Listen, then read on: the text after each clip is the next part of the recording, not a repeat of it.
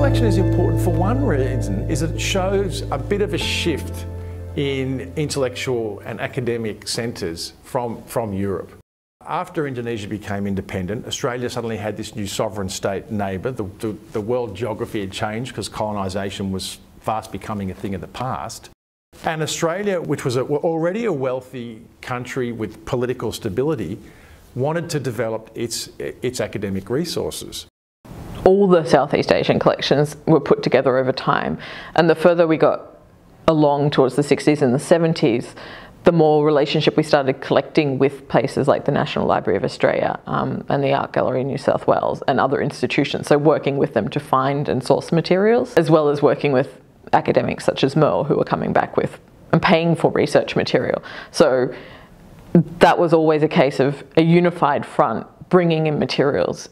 But recently, in the last couple of years, some of the national institutions have stopped collecting, well, Southeast Asian or Asian material at all. So Monash is one of the few active libraries still collecting in the area.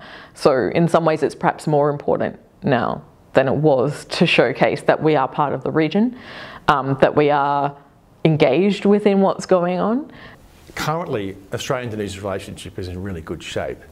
And that reflects a kind of preparedness from both countries to sort of overlook difficulties that we've had in the past. But I think in that context, the collection is very important because it signals a commitment on the part of Australia to know more about Indonesia. So the opportunity here for Australians to study and learn about Indonesia at Monash is really high because of that. It shows that the Southeast Asian region was a very important part of the university, and also recognizing the expertise of Monash academic staff in the field. We certainly have a pamphlet which was from the Bandung conference during the 50s, which is draw together parts of the United Nations who were not colonizers to talk about being colonized, decolonization and anti-capitalism. And there's a pamphlet we have in the collection which is essentially put together and published by the Australian Chinese community, but with the then Labour Party leader. And he wrote the introduction sort of saying, we need to be part of this community. Why didn't we go along to even observe, even if we didn't send anyone? So we're literally sending parts of the Australian Chinese community to do the observation, to report back again on what the speeches were. But the then Liberal government didn't send anybody. But we need to consider ourselves as part of the Asia Pacific. So it's a constant conversation that keeps coming up over time. And we are still part of the region. Like denying that and denying Australia's involvement in things like Papua New Guinea as a colonial power, ignoring a significant part of our history with them. And the collection covers these spans. It also covers our history. It's not just the Indonesian. Furthermore, the collection has also opened up the possibility for Indonesian students to come here, because Australian universities have always been better resourced than Indonesian universities, and the kind of systems that we can afford to put in place in the universities have always been at a higher level. This collection also is a kind of grounding for so many Indonesians to come here. So academic collaboration, I think, is one of the success stories of the Indonesia-Australia relationship. Rather than looking at researchers who are coming to the collection to use it, it's also bringing the collection to existing students who perhaps are at undergraduate level who hadn't thought about this. So we had a history class come and work with us, and they were looking at instances of decolonisation across time. And the example that we supplied for that particular week was bringing out material on Indonesian independence, tracing from the earliest days of colonialism through to post-independence movements in Indonesia. And even just having the opportunity to bring them out and talk about looking at, you can track various publishing houses across 100 years and see how they change from being essentially a radical student press through to being the official mouthpiece of the Sukarno government, or looking at photostats of texts that were removed and deleted because of repressive cycles within changes of government, or pamphlets that came out of the Dutch, or changing the way in which, looking at competing voices even within that text. And of course, there's students who are from Indonesia in the class, and suddenly them connecting to, oh my gosh, I suddenly realised what my grandfather was doing. I now know what those books are we've got at home. I have to go ask some questions. But also students who may never have thought about this, who only sort of see the general news and they're like, oh, I didn't realise perhaps it was so interesting or so exciting, or my gosh, like, you know, this is a whole different world I hadn't engaged with. So even on that basis, the collection's important, just one class at a time, to be sort of bringing people into the materials and thinking about it and re-engaging with all the thoughts and all the writing that has happened across, you know, 600-700 years. It brings interest and insight and questions and curiosity.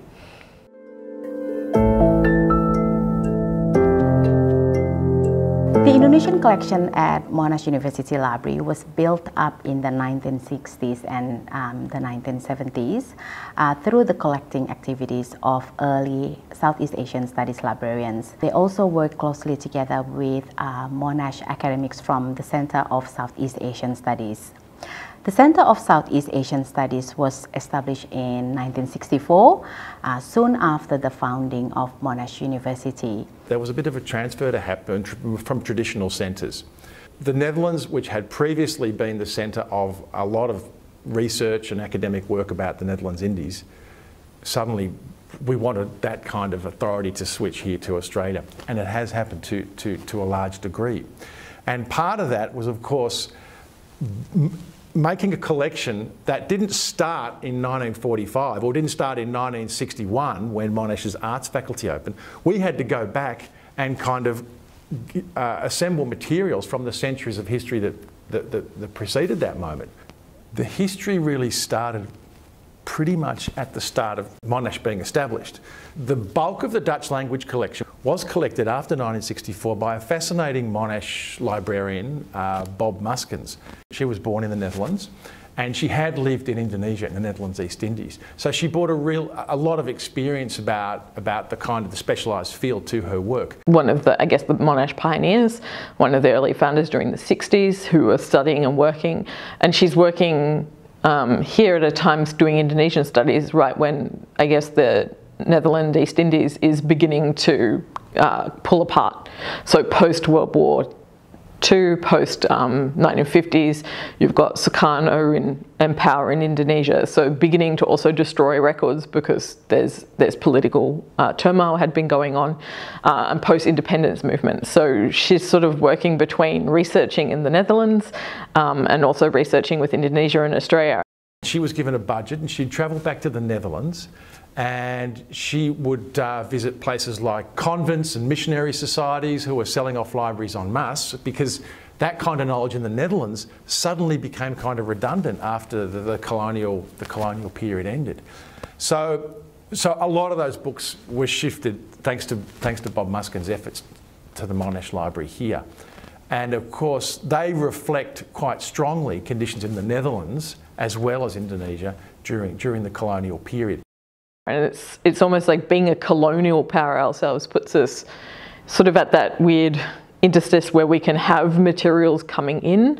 We're not exactly neutral, but we're not neutral. And I know that there's certainly stories of her coming back with suitcases of material back from the Netherlands, just bags and bags of stuff that she'd purchased or had like deaccessioned.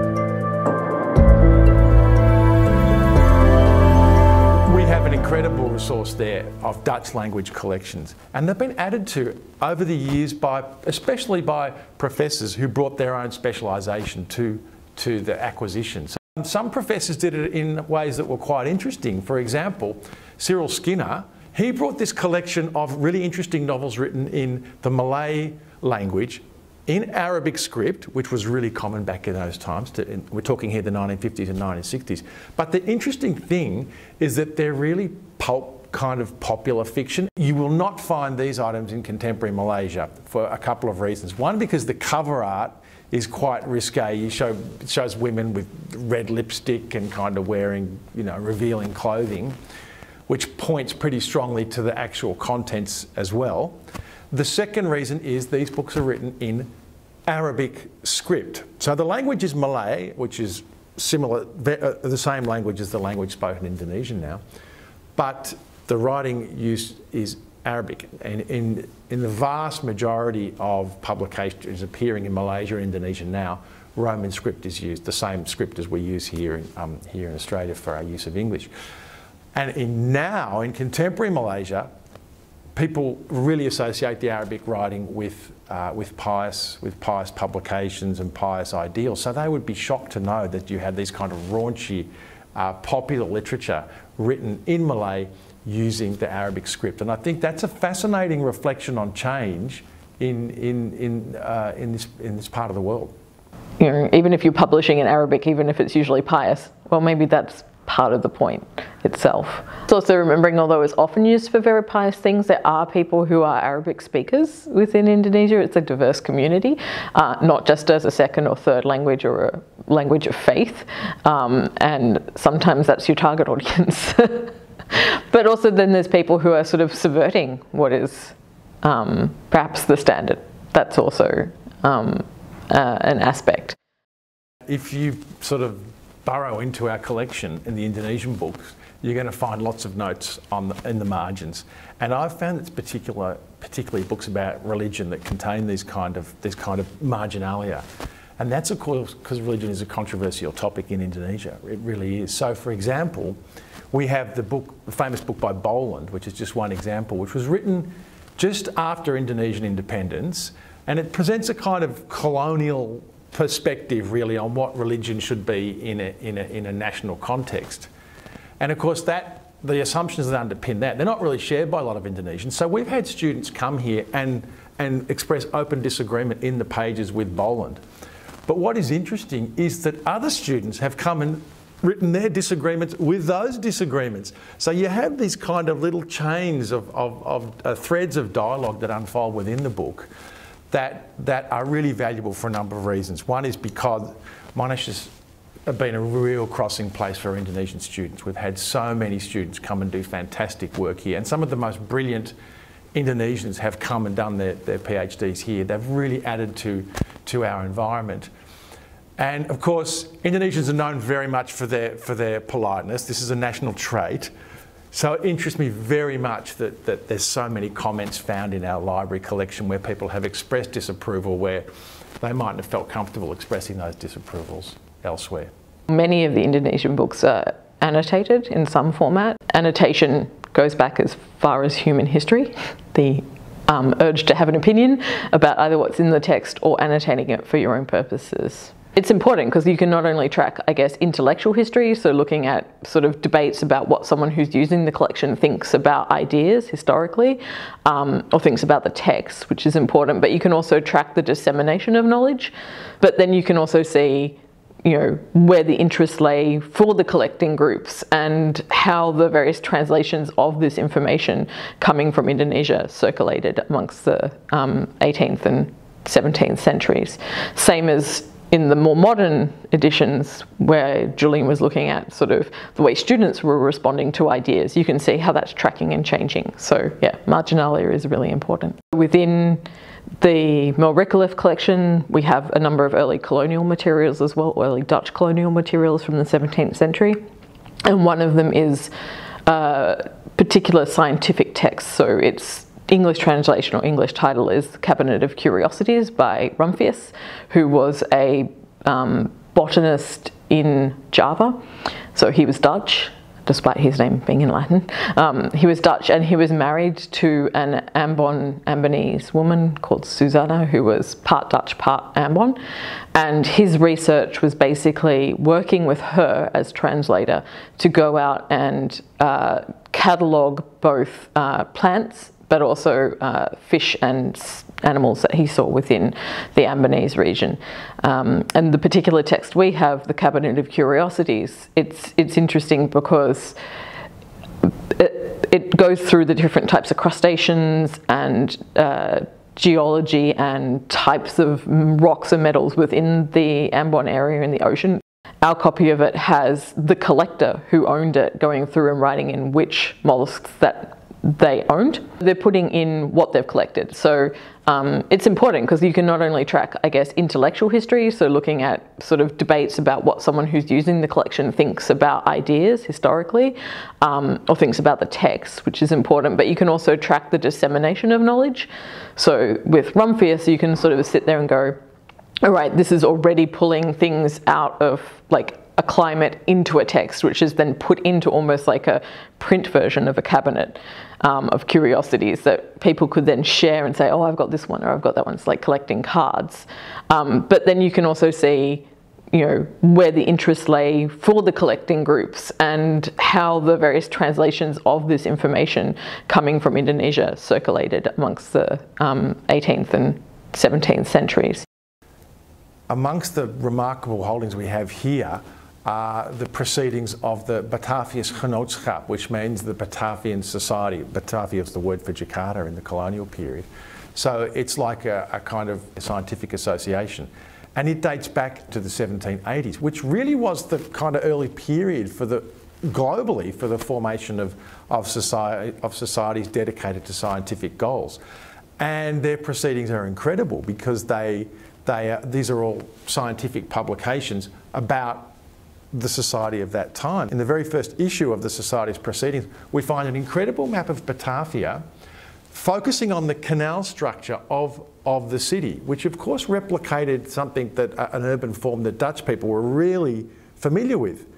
But of course a map like that is still incredibly important now because we're faced with a situation now where Indonesia is moving the city that was formerly Batavia, which became the capital of the Republic of Indonesia, is now being moved to Kalimantan. The capital, the administrative capital of the Republic is being moved to Kalimantan.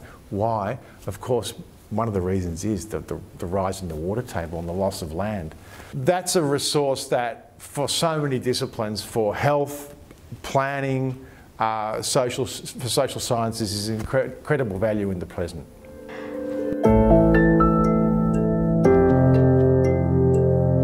Monash University Indonesia campus is located in Bumi Serpong Damai or BSD city in southwest Jakarta. This city is located in Banten province. Banten is one of the newest provinces in Indonesia and it gears itself towards a modern and sustainable place to live. Banten has a very rich and diverse history. In the 16th century, the area became the Banten Sultanate's territory and was heavily influenced by Islam. By 1603, the English and Dutch established their own permanent trading post in the port. One of the most significant uprisings against the Dutch took place in 1888, triggered by high taxes, religious conflict, and friction among the local elite. This rich history is captured in some rare items that we have in the library. In Australia, the histories of Indonesian regions are not very well known at all, but in fact Banten has an amazing history.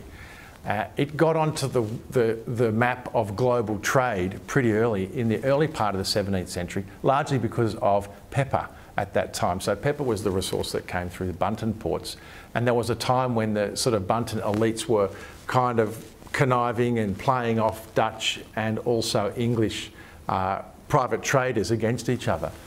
And so the royal family of Banten, who were already Islamic at this time in the 17th century, they were really mobile too. So they sent delegations to Europe and also to Mecca.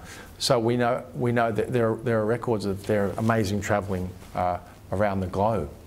And the royal sort of families that were dominant in this part of the world continue to be important in public life for quite a long time. Our collection includes some remarkable items about the indigenous peoples, communities living in Banten to this day. And these are really kind of not very well known communities, but the Badui people who have a number of settlements in Banten have basically rejected modernity and rejected progress. And amazingly, they've survived as cohesive communities into the present. It is an exciting opportunity to have Monash University campus in Jakarta. As someone who came to Australia to study 15 years ago, I wish I've got that opportunity to have a campus in my own country and have that experience and study in an Australian campus. I think it will also contribute to a better relationship between Indonesia and Australia.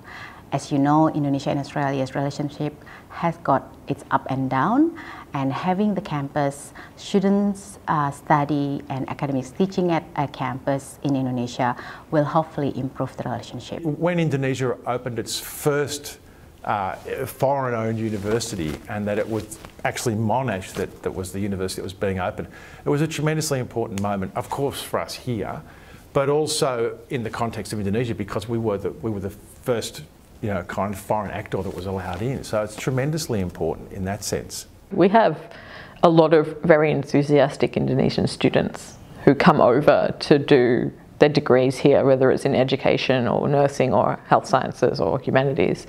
And it's a significant population. And they do a lot of really interesting work that contributes to our learning. So it's nice to be able to actually be over there working with them in the areas that they're interested in studying and researching and coming backwards and forwards from, rather than simply being like, oh, come here as international students. So now it's more like, actually, you're Monash students no matter where you are.